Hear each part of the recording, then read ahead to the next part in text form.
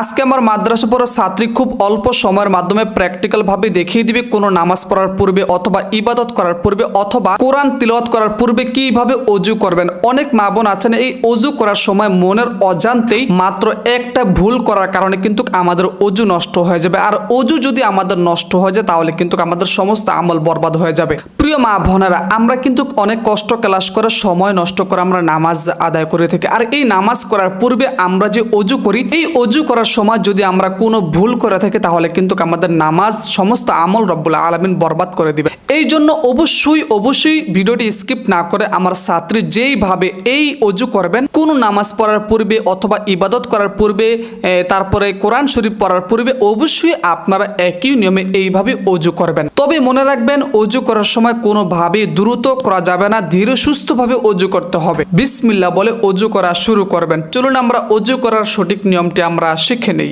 সর্বপ্রথমে আমরা দোনো হাতের কবজি পর্যন্ত 3 বার ধৌত করব। দর্শক মনে রাখতে হবে একটা চুলের মাথা পরিমাণ যাতে কোনো শুকনো না থাকে। যদি শুকনো থাকে তাহলে কিন্তু আপনার ওযু আদায় হবে না। আর ওযু যদি না হয় তাহলে কিন্তু আপনার সমস্ত আমল বরবাদ হয়ে যাবে। কুলি করো মোট 3 বার, 1 বার 2 বার আরেকবার করো মোট 3 বার। এখন আমরা নাকে পানি দেব মোট 3 বার। পানি দাও। হ্যাঁ, বাম হাত দ্বারা নাকের ভিতরে একটু প্রবেশ করাবেন। হ্যাঁ, মোট 3 বার। হ্যাঁ দর্শক, এখন হচ্ছে সমস্ত মুখমণ্ডল আমরা 3 বার ধৌত করব। চুলের গোড়া থেকে থুতনি পর্যন্ত ধৌত করো এবং ডান কানে লতি থেকে বাম কানে লতি পর্যন্ত আমরা 3 বার ধৌত করব যাতে করে কোনো শুকনো না থাকে। হ্যাঁ, আরেকবার ধৌত করো, ভালোভাবে ধৌত করো। দর্শক, এখন আমরা দোনো হাতের কোনি পর্যন্ত 3 বার ধৌত করব। ধৌত করো, প্রথমে ডান হাতের মনে রাখতে হবে, প্রথমে ডান হাতের কোনি 3 বার ধৌত করতে হবে। হ্যাঁ, অতঃপর বাম হাতের কোনি 3 বার ধৌত করতে হবে। ধৌত করো। হ্যাঁ, দুষ্টামি করো না, ভালোভাবে ওযু করো।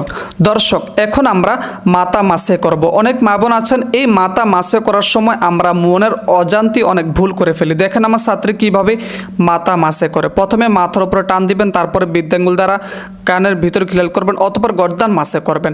তবে আপনার অবশ্যই হেজাব খোলে মাথা মাসে করবেন। যেহেতু আমার ছাত্রী লজ্জা পাচ্ছে এই জন্য ক্যামেরার সামনে এরকম করছে না, হাসাহাসি করো না। হ্যাঁ, এখন আমরা দোনো পায়ের টাকনো পর্যন্ত 3 বার ধৌত করব। প্রথমে ডান পাওয়াটা একটু উপরে উঠাও।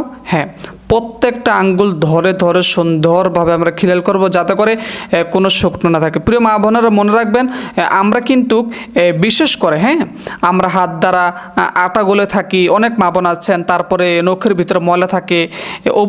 অবশ্যই আপনারা নখের ভিতর ভালোভাবে খিলাল করবেন। নখের ভিতরে যদি শুকনো থাকে তাহলে কিন্তু আপনার ওযু হবে না। আর ওযু যদি না হয় তাহলে কিন্তু আপনার সমস্ত আমল বরবাদ হয়ে যাবে। দর্শক, আমাদের ওযু করা শেষ। আমার ছাত্রী যেইভাবে ওযু করছে সেম একই নিয়ম আপনারা কোনো নামাজ এই দুষ্টামি করো না, কোনো নামাজ পড়ার পূর্বে অথবা কোনো ইবাদত করার পূর্বে অবশ্যই আপনারা একই নিয়মে ওযু করবেন। তবে হ্যাঁ, মনে রাখতে হবে রোজা রাখা অবস্থায় গড়গড়া করা যাবে।